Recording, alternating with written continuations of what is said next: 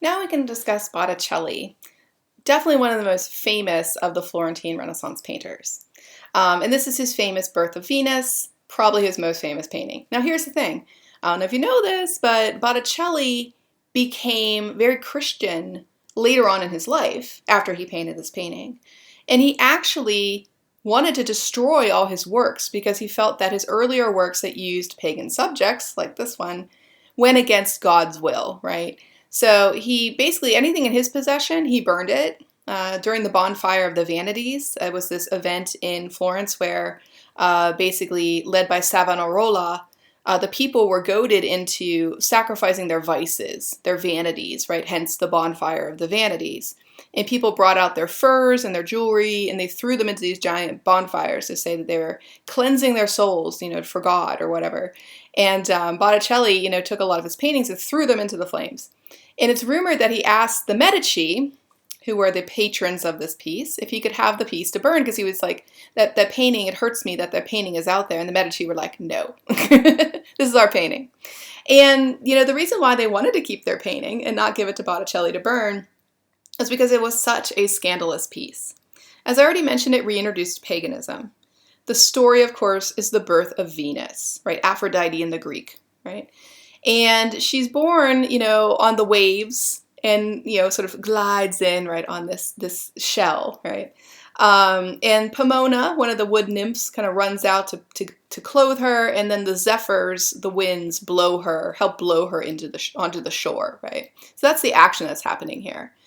So when the Medici asked, Botticelli to create this work, they understood what they were doing. They understood that they were asking for a very over-the-top, scandalous kind of piece that people were going to sit up and notice and be like, oh my, what is that?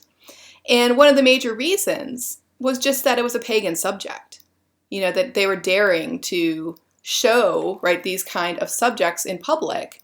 The church had really had a stranglehold on subject matter, and they definitely didn't like pagan stuff, the stuff of the Roman and Greek gods. So this was one of the first times where paganism was allowed to be, sort of brought out into the sun. And the other reason is the nudity factor. So I gotta tell you right now the difference between nude and naked. Naked is just you without your clothes on. Nude is when you become sexualized. The example I always give, which, amuses me, and I think it's a very practical real world application, is let's say you live with your spouse or your partner, right, your boyfriend, girlfriend, whatever, your loved one, let's say, and you're sleeping in the bed together, right, and you get up and you're like, oh, I'm really hungry, and you go on out to the kitchen to get that last slice of cake, and you're just sitting there, you're standing there naked, right, you sleep naked, by the way, you're standing there naked without clothes, because that's what naked is, just without clothes, and you're eating your cake, and you're like, okay, this is yummy. And then your partner wanders out and is like, oh, hey. And you're like, hey, right? And you kind of do her pose. Well, you've become a nude because you become something sexualized. So I hope that helps. It made you laugh a little bit. And this is why I always joke that nudists are actually badly named. It's a totally misnomer because they're nakedists.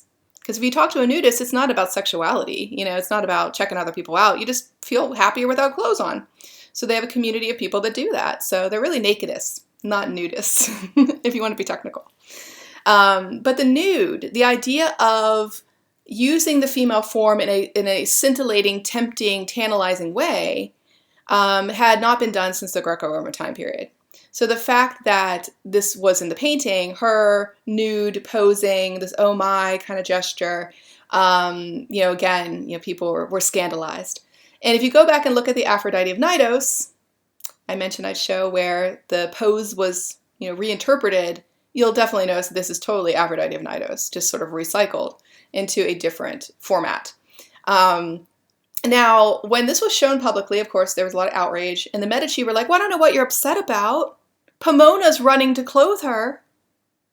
But it's a great story, a great statement, because Pomona's never going to get there. It's a painting. So their sort of explanation for this was very comical. And they knew that they were sort of rubbing other people's nose in it. They knew that they were trying to upset people. It was purposeful.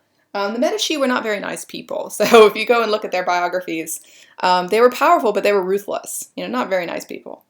So again, just some thoughts here. If you look at the technique, you'll notice there is no use of linear perspective here because there's no recession into the background. You'll notice this is a very 2D painting. It's still very flat, very 2D, and there's no orthogonals and there's no vanishing point. So there, again, artists were coming to these inventions at their own pace.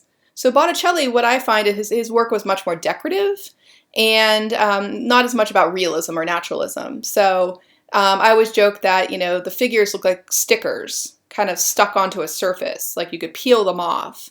And Botticelli's Birth of Venus actually is a magnet set.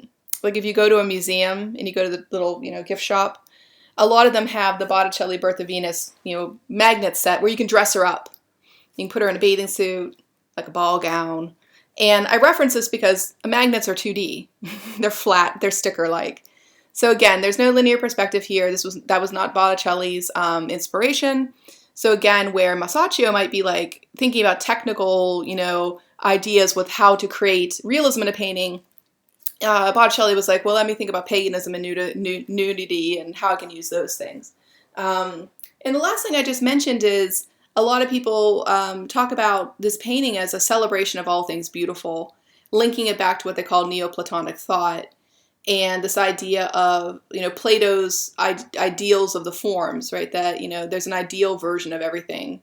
And, the stuff on Earth's just a perversion of it, essentially. So this idea of something beautiful being the driving force behind the painting, I think the Medicis would have liked that theory of the Neoplatonic beauty that this painting shows you. And again, if you didn't really quite get it, right, here's the Aphrodite of Knidos to make sure that that point is hammered home, that that's where the inspiration was coming from.